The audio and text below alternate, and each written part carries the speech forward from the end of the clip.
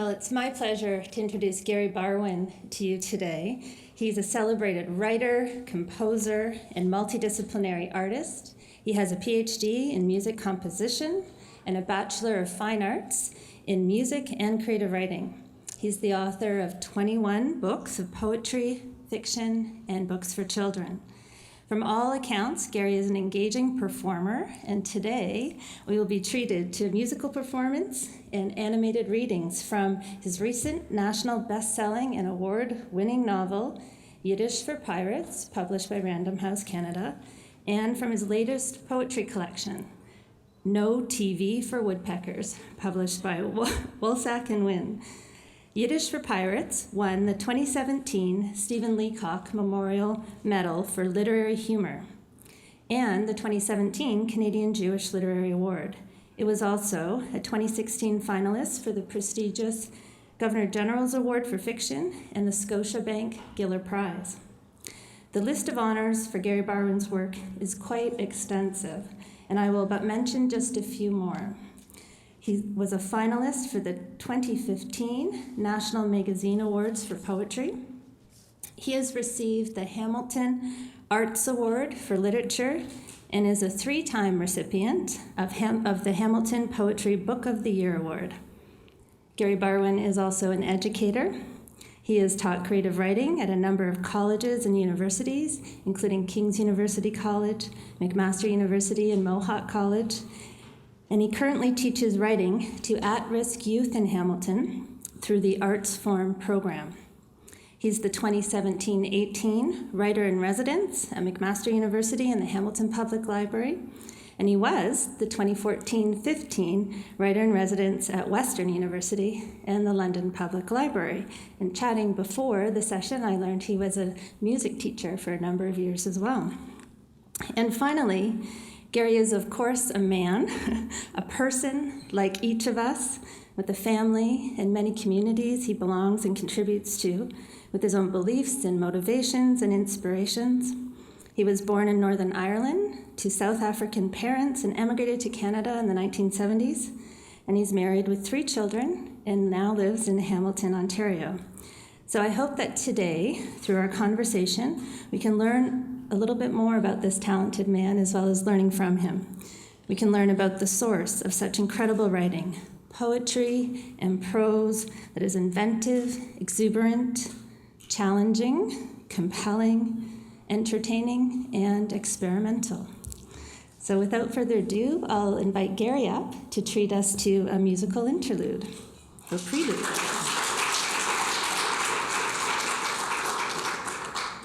Thank you very much. I like to start with saxophone because all those years of music lessons that my parents paid for, I just figure they should get their value out of it. So I'd just like to start. It sort of sets the tone by playing a little klezmer influenced piece, klezmer, Eastern European Jewish music, and so this piece is called, not really very helpfully, nagun, which just means melody, basically. So melody.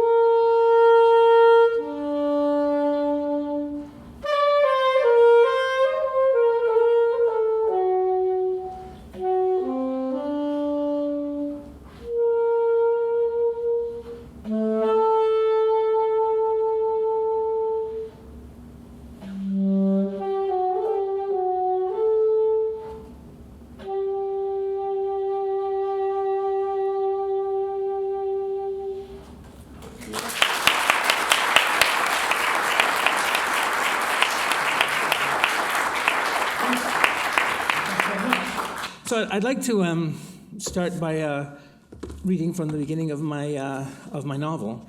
I shouldn't really need to set it up because it's the beginning, but I'll set it up anyway. The beginning tells you what happens at the beginning. It's kind of the frame story, but the idea is that a young boy goes to a retirement home, and like many young Jewish kids around their bar mitzvah, one of the things that they're asked to do is to find out about their heritage, about the history of their family.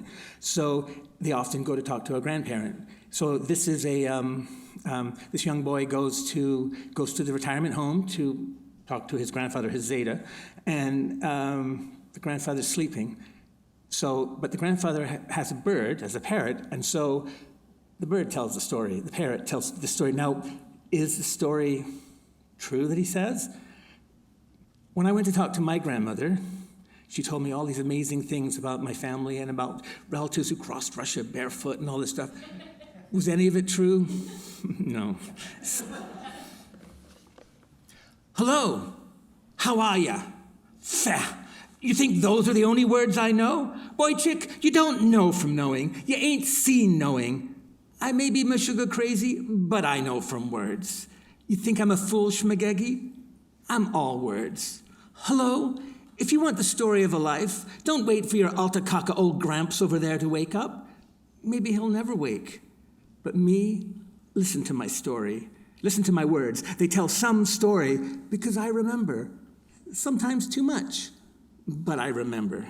So nu, bench your fat little oishkepatched or Cape Horn tuchus down on that chair and listen to my beaking. Come all ye brave lads, and so forth. I'll tell you the whole Megillah story from fore to aft. What's it about? Pirates, parrots, Jews, jewels, the Inquisition, gefilte fish, gold, a girl. Boy, chick, I was a pirate's parrot, and had I not nushed from the fountain of eternal youth hundreds of years ago, I would rest beside my scurvy captain and Davy Jones himself at the bottom of the sea where the soulless creatures lie. And there where would you be? Without a story. That life, it was a book made into a life, a wonder tale. The glinty waves, the deep jungle, a world I wouldn't have believed if I hadn't sailed right into it. And for a time, that world had but one shoulder, blue and fussy with epaulettes hanging off the rigging of a stolen frock coat, a cutlass of a collarbone covered in flesh like mangy beef jerky. My captain's shoulder. These days, no one wants to hear, maybe not even you. They treat us like leftovers, whizzing chicken gizzard pupalach in this birdhouse of leftover yids. But no, it's true. Most of us look like yesterday's chicken, or its gizzards. Though look at these feathers. A young bird would be proud of such gray. The shalom, home for the aged. Shalom, in Hebrew, shalom means hello, goodbye, peace. Imagine the crazy fakakta waving of some poultry-skinned geezer on the 5th floor, squinting out from between the orange curtains. Is he waving hello or goodbye? It's an old age home, so who knows? Maybe the Shlemiel thinks he's in a crow's nest and is warning of an invading armada. Alev ha-shalom, peace be upon him, old Nudnik. But what does peace look like? Is it better to be Korean sitkas over tuchas, nipples over nethers in dry dock, the dangling clams of your ball sack scraped daily for barnacles by some Balamacha know-it-all nurse? Or lost somewhere on the 7th of the 7 seas, snorting the scent of new flowers and the soft jellyfish bazooka breasts of beautiful Shana maidens? Too often, stories in this library of lost people are told in the vermished, confused language of forgetting. But I speak many languages, and I'm fluent in both remembering and forgetting. Though new, it's easier to tell the stories you remember, or pretend to. And what you don't remember, the stories tell for you. I talk too much. I've got myself twisted for trait with words, turncoating again, thinking about my bastard mum's a captain himself. But what you expect? 500 years old, I'm an alta kaka geezer of the highest degree, with a brain like a cabbage roll.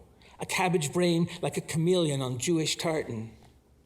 The horizon, I once told a Spanish painter, it gives you a whole new perspective. It doesn't exist except from far away. The horizon is always a story, and as soon as we get there, it's somewhere else. The horizon, it's a line we cross just to see what we could see. And believe me, we saw many things, some things that wouldn't just stay over the horizon. They wanted our souls for eternal barbecue, so we traveled with Columbus into that Braves new world as if across a vast and chilly Jordan, an undividing Red Sea. And what did the ancients find? A promising land. Thousands of years of history, regret, happiness, the future. And what did we find? This is a pirate tale I'm telling you, so it has to be treasure. So new you ask, what is this treasure and where is it buried? This I'll try to answer, as well as another, the big question of all stories. And then what happened? Yes, it brings muzzle for a pimply boy like you to hear about blood, kishkas, guts, dangerous books, and stupping. It puts some hair between your ears and above your skinny dick schmeckle. You'll like it. So new, in the beginning, what was there? A beginning.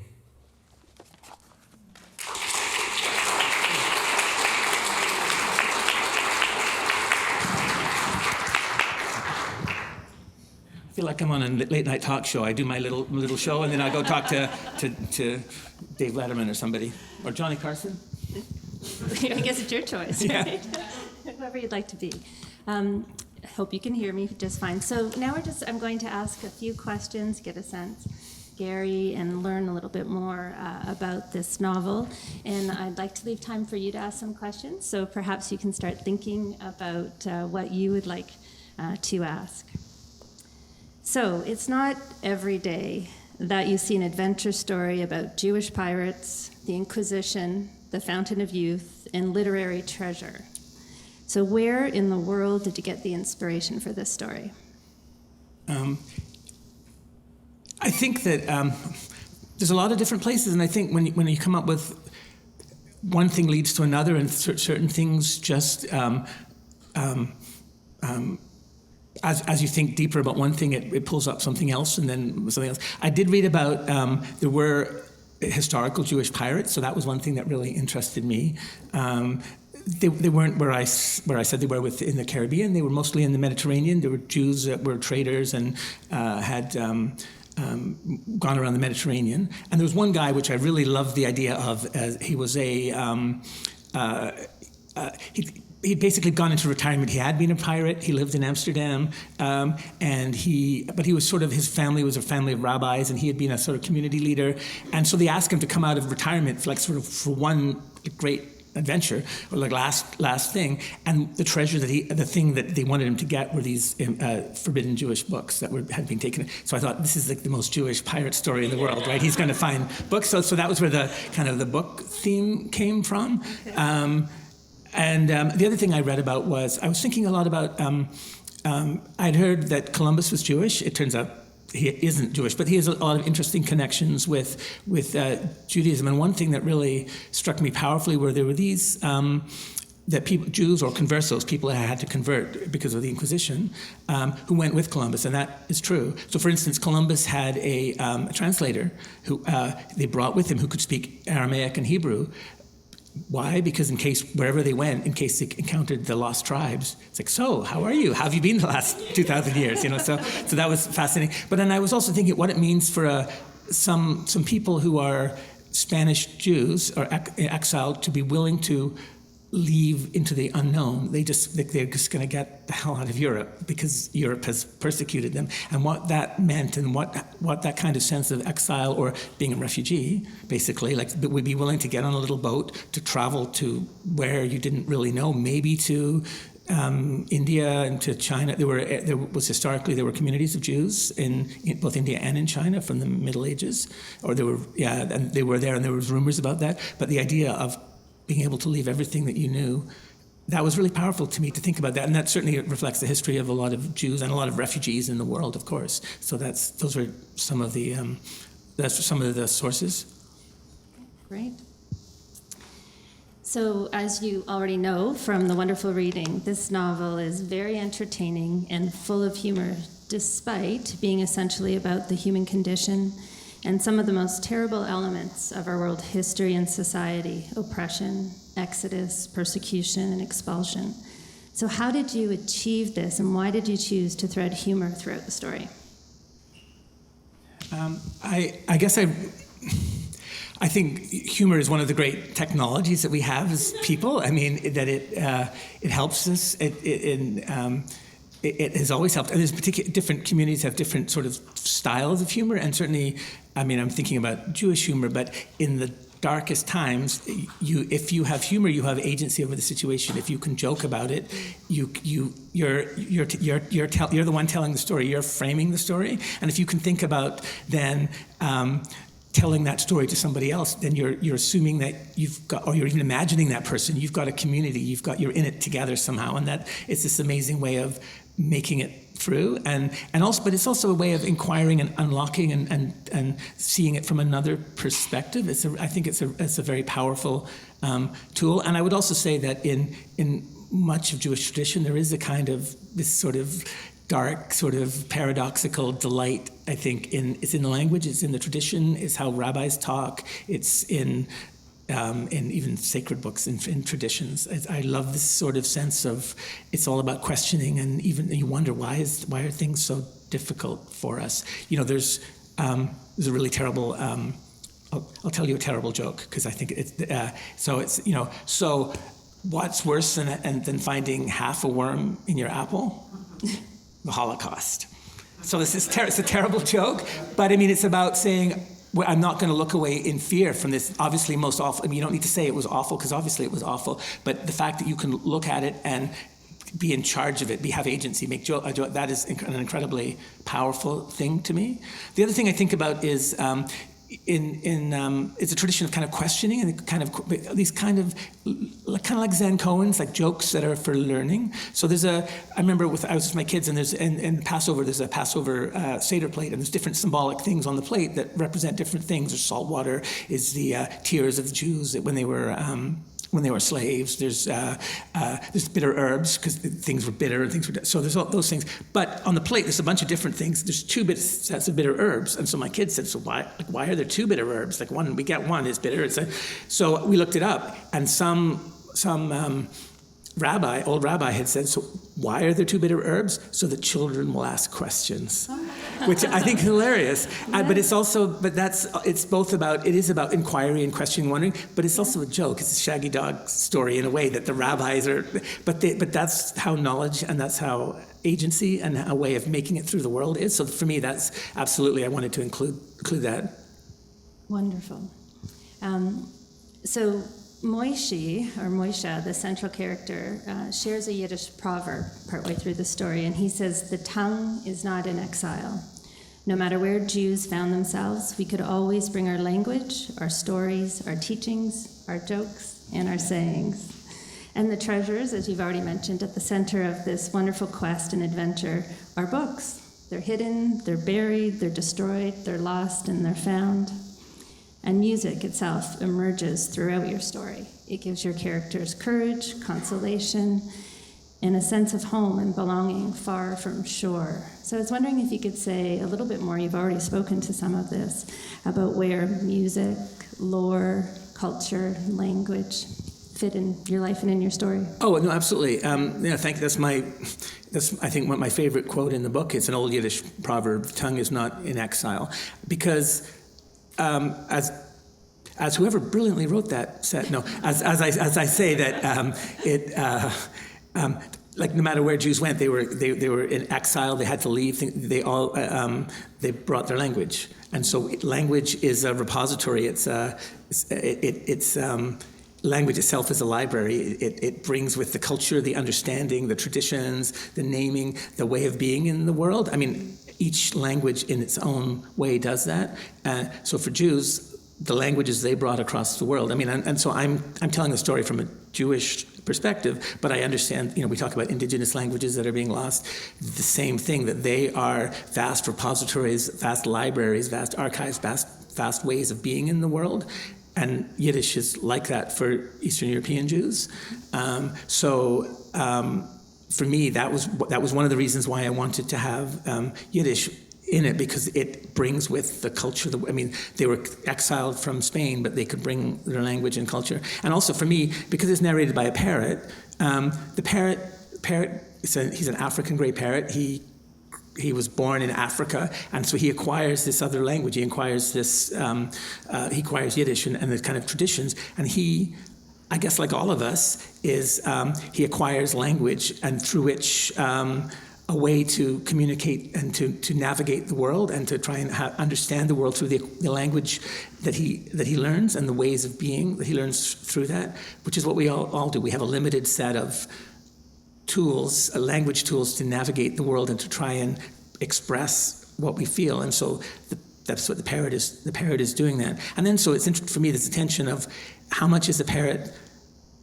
He's learned this other tradition, this Jewish tradition. He's a pirate, and he speaks Yiddish. So how much is that expressing the inner parrot? Like, what is his actual being, or has he learned? And so there's always that tension about what you've acquired in language and in culture versus what you actually are, and how does that relate, and how do you balance those two things? One of the things in the book is the parrot parrots. He also plunders. So a lot of this book is I took famous pirate narratives, and I stole them, and I Yiddishified them. So there's bits of Dostoevsky, there's bits of Treasure Island, there's bits of Captain Blood, there's bits of all sorts of things, bits of Shakespeare, because the parrot is using not only words but these stories to communicate his world and what happened. Did it happen, or did these things happen, or is he finding a way that represents what he feels happens, which is what we all do. We have stories, we have ways of being in the world, ways of communicating that's what we do too. That's how we try and understand our life and try and communicate our life to other people. So I'm wondering if there are any questions from the audience. Quiet room. Yes? I love your comment on agency. The word is so wonderful in the aspect of a person's responsibility, in a sense. Do you wish to say anything more about that, since it's so uncommon for me to hear the word agency? Yeah, I mean, I think it's, you find yourself in the middle of a life, and then you have to figure out, and in the middle of a life means in the middle of history, and you have to figure out how you're going to take charge of that, what that means to you, and how you're going to live that life and have that be active in the middle of history. Like here I am, I'm in London, Ontario in November in 2017. Me, a simple boy born in northern, you find yourself in a certain place and it's like, okay, what is this, and what do I want to do with that? What does that, how am I going to be in the world? So to me, that's a really, for the people in my book find themselves in incredibly dramatic situations. And so what agency do they have? How can they be in charge of their life story if they're in the Inquisition, or they find themselves on a ship, or they find themselves across the world somewhere where they don't know, and they find themselves confronting all these things? How do they take charge of their story, even if they can't control their story? So that, to me, that's a really core thing about figuring out what was going on in the book, and what is, I think, what we do in our lives too. Yes? When you were reading from Pirates, one of the things I noticed almost immediately was the interplay of Yiddish, I think, and English words. Yes. I recognize a few that I've come across in fiction, the sugar and the Yeah, yes. Yes. more simple stuff like that. As an immigrant who was used to hearing people curse each other in 3 languages at any point in Yes, yes. where I come from, I feel restricted sometimes writing just in English. But I'm also always worried about putting Canadian readers off by including words that would come naturally to my mind as how bilingual or polyglot people would speak in such a situation. How do you negotiate that? Well, thank you for that question. That is something. I guess that is something that I really thought about. I read Junot Diaz's books, who I really love, and he has lots of Spanish, and specifically Dominican Spanish. Some of the words I knew, most of them I didn't, and the idea was that it was representing an experience that I was an outsider to, or that people in the book were insiders to, and so that was a really vital part of the communication, was that it included their language. And and I think it's an arbitrary, it's a more recent thing where we stay in one language. I think in many places in the world, they're used to navigating many languages. They are at the nexus of a number of cultures, and so they use those languages. And I felt, for me to, as you said, to convey the real sensibility, the certain kind of way of a particular curse. If you want to call somebody Yiddish, there's 100 words for snow or whatever in some Inuit languages. There's 100 words for idiot.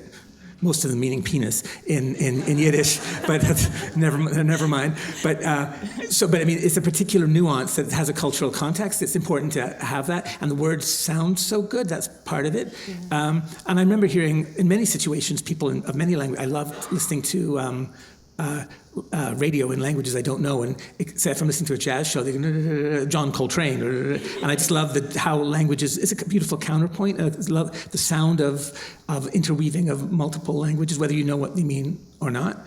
And I would say that in the Jewish context, if you hear a rabbi talk, they'll be talking away in English, and then they will quote a phrase in Hebrew often from the Bible, and then they'll translate it immediately afterwards. And there's this kind of back and forth between, so not just having a foreign language or another language mixed in, but actually having the translation mixed in as part of the rhythm, part of the pacing. And I really loved that, the kind of rhythm that brought. And so for me, for most of the book, wherever I use a Yiddish word, I have the same English word in the phrase. If it's not immediately obvious from the context, I have the English word in that sentence. But it wasn't, and that's not just that's helpful for people to know what the words mean if they're not common words. But it is that rhythm, and it's that kind of, it's a different pacing. It adds a different kind of nuance, a different valence into the language. And so for me, I also used a bunch of obscure nautical words as well. So this rhythm, mixing some Yiddish words, some obscure nautical words, and some other, it just added this. It had this amazing rhythmic density and propulsion that put me in another place. And I love hearing that when I hear people speak in that way when they mix. So I wanted to capture a little bit of that. Thank you for the question. If I could just make a quick comment as a reader, that's one of the things I found absolutely delightful about this book. And I know I'm a special breed because I'm a librarian and I like to look things up. But I had a lot of fun making sure that I understood the meaning of the words. And I would go online. I found the Jewish lexicon is a wonderful database. I could find the multiple meanings, actually. A lot of the phrases you use have multiple meanings. And it was a part of the curiosity, kind of like you said, the rabbis that, they had the two herbs, so people will ask questions, the children would ask questions. For me, it made the book more interesting, more engaging, and fun, fun to learn new terms and languages. Thank you. No, we actually made a decision not to have a glossary because part of the idea was, you could look things up, you could get things from this, but it was also that you didn't always know, but you got the gist, you got the sense of it, and that was kind of the flow of it, and knowing that they had a different kind of language experience, a different way of being in the world. Yiddish is a beautiful language that has lots of deep philosophers and beautiful prose stylists. It also has the kind of language that I'm using, which is mostly very colloquial, very rude, because they're pirates and they're supposed to sound like that. So it's, I like to tell the story. I remember this woman came up to me, and this older woman said, "So your book, it's, it's every other word, it's stupping, so much stupping, so much, what's all the stupping in your book?" I didn't like it too much. But my husband, he likes stupping, so I bought him the book. So I love that. I can see there's a lot of questions. Maybe I'll take one or two more, and then I'll ask Gary if he'd read some poetry for us. So, yes, is the woman friend? I just wanted to ask from the original, the idea, the seed for, I want to go somewhere with it until it was published. Out of curiosity, how long was that whole process where you went from, I want to do this, to publish? I think it was about 4 or 5 years, I guess. It takes a while, from even when it's accepted for when it's published, and then of course there was editing that we worked on a lot of changes and taking out all these things that I desperately wanted to keep that were totally overwritten, and I had to be tough with myself. It took a long time, and it gradually evolved, and I wasn't doing it full time, but it still took a lot of work. I kind of set myself novels are long; they're hard to keep keep up the belief that you're going to finish and that it's going to be any good. So I set myself a goal of 500 words a day, and I didn't always keep them, but at least if I could just keep moving, I had a little chart so I could kind of reward myself when I got, and I had a little chart of, if I kept 500 words, the line would go like this, but so my actual line was like this. But it's just a way of managing to keep, I'm used to writing short stories, and as a poet, those are short things. You can look stylish in a coffee shop and write your poem in an hour, but a novel, not so much. So. Yes? So, as someone who was completely familiar with you before walking into this room, it became very clear very quickly that you are a performer, both between saxophone and solo, your style of reading. Yes. What have you learned about performing, and how have you incorporated that into how you write written work? Oh, that's a great question. Well, one thing is, I think that the voice, this is a very oral storytelling voice, like, come all you, gather around, and the kind of, or so let me tell you, there's a story here. There's that energy in performance which pulls you in, and it allows you to do a lot of different things, because, once you're telling a story and people kind of are leaning in, that story voice, it's like you can almost say anything after Once Upon a Time. It's like that, that's a performative story. So that kind of performative intensity allows you to do a lot of other things, I guess. That's one thing. And then it's also about the pacing, rhythmic pacing, and the speed of scenes and the speed of the language that you can kind of control, which is what you do when you perform as a reading or as music or, interpretive dance. You can control, you control how fast things are going, and you can kind of, it's like time and space are on a piece of, sheet of paper, or sheet of rubber, and you can move more things, and that's something that performance allows you to do. You can change time through that. So that's something I think about a lot, and think about prose very musically, I guess. Thanks, that's an interesting question. So, Gary, do you mind reading some poetry? I could, yes.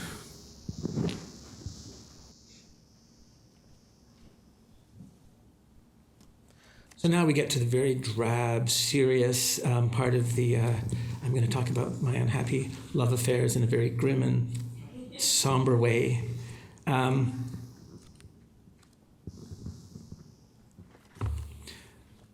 So I'll just read just a few things from this. This has a number of different kinds of poems in this. So I'll just read a little sample of a couple of them, or a few of them. At this difficult time in our lives, ladies and gentlemen, let us consider sandwiches. If the only thing in the universe were you and I, and we both held a sandwich, and one of us was spinning, how would we know which one? And a stack of 3 slices of bread, is it a bread sandwich, 2 sandwiches that share a common slice, or some kind of empty club sandwich? I have stayed in bed for nearly 30 years, and at night the stars shine. Ask me, who is this you? Who is this I? What is this universe you speak of? There was a writer that I met on Facebook, where I spend an inordinate amount of my time, and she was actually a professor, and she studies Holocaust literature, and she was telling me that her parents were Holocaust survivors from Eastern Europe, from Hungary, and so they speak they have a Hungarian accent, and when she was a little girl, she would watch Sesame Street, and she'd watch the Count. The 1, 2, 3 marvelous things. He speaks, and he sounded like her parents. So she assumed as a little girl that he was a Holocaust survivor. And that just sent chills. Like, imagine a little 5-year-old, 6-year-old seeing this. But the Count is really interesting, right? He's slightly almost in control, but he's this sort of strange exuberance about numbers and about, he's just this interesting character. So I thought about that, and I wrote a piece about it for her. Sesame Street's Count is my grandfather, for Jennifer Glasser. What are the numbers, Count? Your Transylvanian cackle seems Yiddish to me. Your unhinged delight, your bitter joy enumerates the world, an inventory of what's there, what hasn't been destroyed. The time I'm waiting for those numbers in your kitschy voice, which is my grandparents' voices. You're counting, chanting the numbers, the Shema at the Warsaw Ghetto, the empty chairs at the Seder, numbers on my grandfather's arm, my grandmother's. to count the future with thunder, to remember the past with lightning. I see you, Count, a survivor, the chortling paradox that there are things and that they can be counted. I live in Hamilton, Ontario, which is, I guess, famously post-industrial. If you drive along the QEW from Toronto to Niagara, you see the smokestacks and this sort of Blade Runner-like terrible thing. But really, that's not my experience of Hamilton. I mean, there is that, but really, it's so rich in nature and conservation trails, and it's amazing. And over the last 30 years, near where I live, there's a marsh. It's called Coote's Paradise, and they've worked really hard to reclaim it and return it to a marsh. It had been polluted, it had been used, and so it's kind of remarkable how much it's changed. And I started kayaking in there, and it's right at the end of my street. You can disappear in the city into this natural space that has.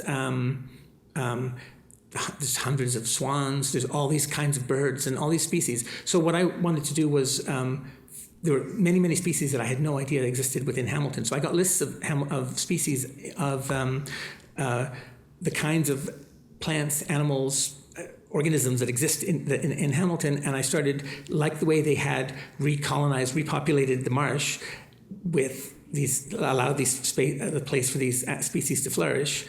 I wanted to do that with poems. So I took a bunch of pre-existing poems and I repopulated them with the names of species that you could find in Hamilton. So I'll just read you maybe a couple of those poems. Not for all the blackbirds, for all the blackbirds, for a million blackbirds, for the blackbird's wings, for the blackbird's eyes, for a sky of blackbirds. If you paid me feather, if you paid me wing, if you gave me flight, if you gave me nest, for all the blackbirds, for all the blackbirds, for the mind of blackbirds, for the whole heart of blackbirds. So the white-throated lamplight needs radiant waxwing, racket-tailed emerald, dusky clubtail, spatterdock darner, pass with care, coots, sternal escarpment, cloud children, coots.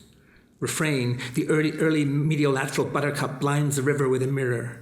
Then periwinkle coccyx over the darkened Carolinian room, puts a vagabond stone cat on its sightless face. Moon eyes mimic shiner for this, try fathead checker spot for that. We call it opera or disease, then leave them there.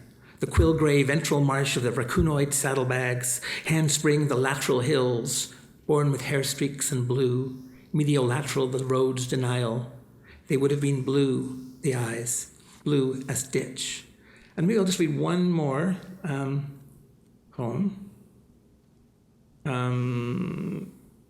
We should take a vote.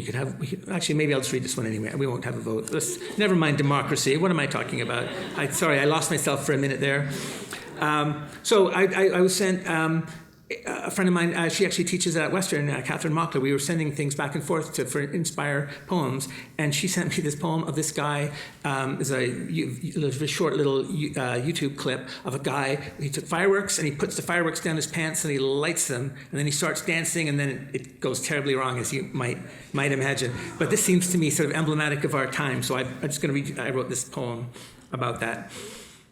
Hilarious video online. Dostoevsky said, man can grow used to anything, and because grief takes many forms, I put fireworks in my pants. So it seemed like the little guy was a flamethrower and pure bliss. Oh, glittering William Blake interstellar pixie dust firestorm. Oh, Dick radiant homunculi bright supernova, jizz of our always expanding cosmos. I am a child of stars, and my sperm sparkles against the small units of human time in which we are bound. Before the funeral, we had nachos. And I said, melted cheese is a semen of Oompa Loompas. We were going to shoot your ashes into the sky with fireworks, but instead you said, do it. And I did, and you literally lit my wick, and it was all bentonite, lifting charge, pyrotechnics, black powder, delay charge, ratio of propellant to projectile mass, and I could think only of you. We humans forged in the faceless fire of hope. We humans, bright burnished steel in our ductile hearts, held by blacksmith's tongs, hammered then wrought into final unbendable form. I shook in a little hula-inspired hip wiggle, and it all went wrong. Singed fire facial fool writhing on lawn grass, agonized Prometheus belly crawl far from the genital sear, prone sufferer of loss, regret, celebrant of mourning, pranker of death, copula between mortal body and conflagrated schoolhouse of non-existence. I post this video, for I love you still. Thanks very much.